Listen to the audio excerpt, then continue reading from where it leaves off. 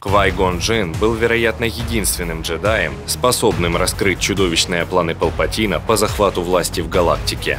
И речь идет не только о его планах в отношении Энакина Скайуокера, но и о создании им условий, приведших к началу войн клонов. Постепенно комиксы и романы проливали свет на загадочного Квай-Гона, показывая, что он был необычайной и порой мятежной фигурой. Не секрет, что между ним и Советом джедаев существовала некая напряженность, поскольку Квай-Гон считал, что джедаи скомпрометировали себя политикой. В книге Эмили Кейт Джонстон «Королевские хлопоты», рассказывающей о жизни Падмы Амидалы сразу после ее коронации, есть момент, в котором Квай-Гон Джинн настаивает на том, чтобы он и его подаван Оби-Ван Кеноби могли ознакомиться с налоговыми законопроектами, представленными на рассмотрение Сената Республики. Эти законопроекты являлись частью плана Дарта Сейдиуса, скрывающегося под личиной сенатора Шива Палпатина, и должны были спровоцировать вторжение Торговой Федерации на Набу, а также его восхождение на пост Верховного Канцлера Республики. Похоже, Квай-Гон почувствовал, что в них есть что-то странное, и они с Оби-Ваном хотели изучить каждую деталь, чтобы разобраться в этом. Теперь становится понятным, почему именно Квай-Гон был тем джедаем, которого направили на Набу во время вторжения Торговой Федерации. Он уже был знаком с соответствующими вопросами. И если бы он успел распутать этот клубок и предупредить Республику до своей трагической гибели, то все планы Палпатина были бы разрушены, и он был бы вынужден уйти в тень, лишившись всей власти и влияния, преследуемый Орденом джедаев, и все благодаря одному человеку, который умел видеть то, чего не замечали остальные. В отличие от большинства джедаев, Квай-Гон Джинн не почитал Республику. Он осознавал ее недостатки, считая, что она слишком часто шла на компромиссы и не обеспечивала соблюдение прав своих подданных. И что еще хуже для Палпатина, Квай-Гон открыто критиковал Республику. К примеру, одним из главных зол, существовавших за пределами Республики, было рабство. Однако Сенат попросту закрывал глаза на это позорное явление и даже не пытался его искоренять. Некоторые планеты и вовсе никогда не работали при какой-либо другой системе труда. Конечно, Квай-Гон понимал, что власть Республики заканчивается на ее границах, но там точно не заканчивалось ее влияние. И при желании это можно было бы использовать для оказания помощи порабощенным из соседних миров. Почему же этого никогда не происходило? Более того, иногда случаи рабства, несмотря на его запрет, встречались и в самой Республике. В романе Клаудии Грей «Учитель и ученик» Квай-Гону был задан неудобный вопрос. Если Республика не способна на такое простое и правильное дело, как борьба с рабством, тогда зачем она вообще нужна? У него не нашлось хорошего ответа, однако он сам предпринимал реальные шаги для освобождения рабов.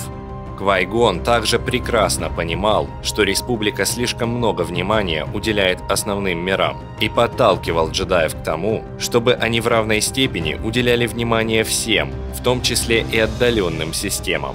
В конце концов, политическое и экономическое неравенство, процветавшее при Республике, стало одной из движущих сил движения сепаратистов.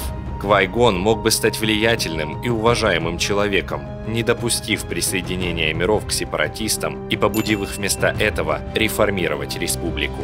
Но, как мы знаем, этому не суждено было сбыться, поскольку он погиб на Набу во время дуэли с Дартом Молом. Смерть Квай-Гона сильно облегчила Палпатину реализацию его дальнейших планов, поскольку Орден джедаев потерял единственного человека, способного мыслить критически, в то время как остальные джедаи были слишком самоуверенны, а порой даже высокомерны. Большинство из них отвергали все то, что могло бросить вызов их мудрости. Например, когда они узнали, что ситхи имеют влияние на Сенат, они подумали, что это невозможно.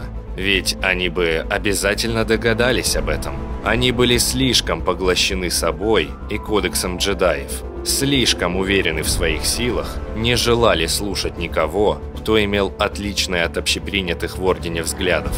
Мы наблюдали это снова и снова на примерах с Асокой, Дуку и Энакином.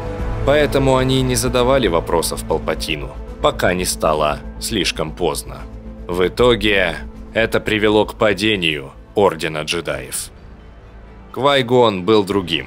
Он всегда задавал вопросы Ордену, из-за чего не раз попадал в неприятности с Советом. Он следовал кодексу джедаев, но не в ущерб тому, что считал правильным. Квай-Гон казался необычайно чутким джедаем, обладающим мудростью, которая потенциально могла превзойти даже мастера Йоду. Он прислушивался не только к людям, но и к силе, не пытаясь подчинить ее своей воле, но позволяя ей течь через него. После того, как он был убит в поединке с Дартом Молом в конце первого эпизода, его влияние продолжилось. Квай-Гон стал первым из известных нам мастеров джедаев, который научился сохранять свое сознание после смерти.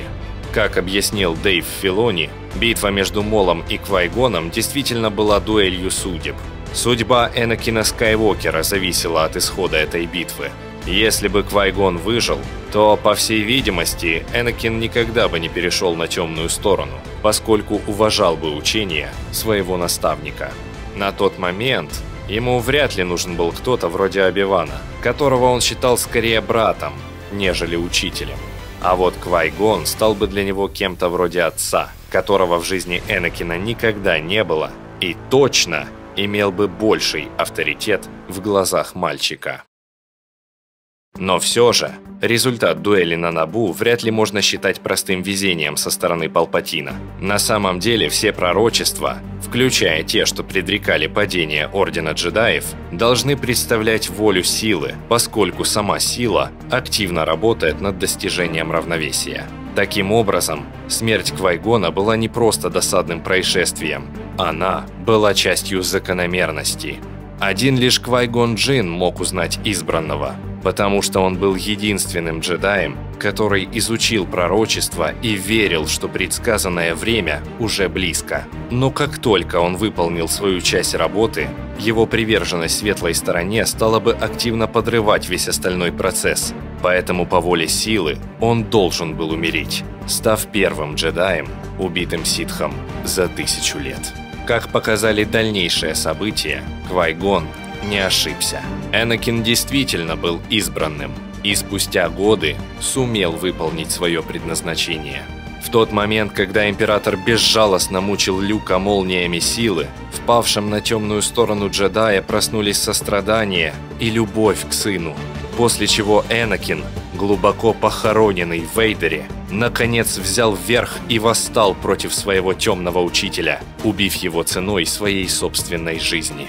Сделав это, он восстановил равновесие в силе, уничтожив и себя, и своего мастера ситха, Дарта Сидиуса. Таким образом, пророчество было исполнено, а сам Энакин Скайуокер присоединился к Кеноби и Йоде как призрак силы. Друзья, хотите больше подобных историй? Тогда ставьте палец вверх, подписывайтесь на канал и напишите свой комментарий. Так мы узнаем, что ролик вам понравился. Спасибо за просмотр и до новых встреч в следующих видео.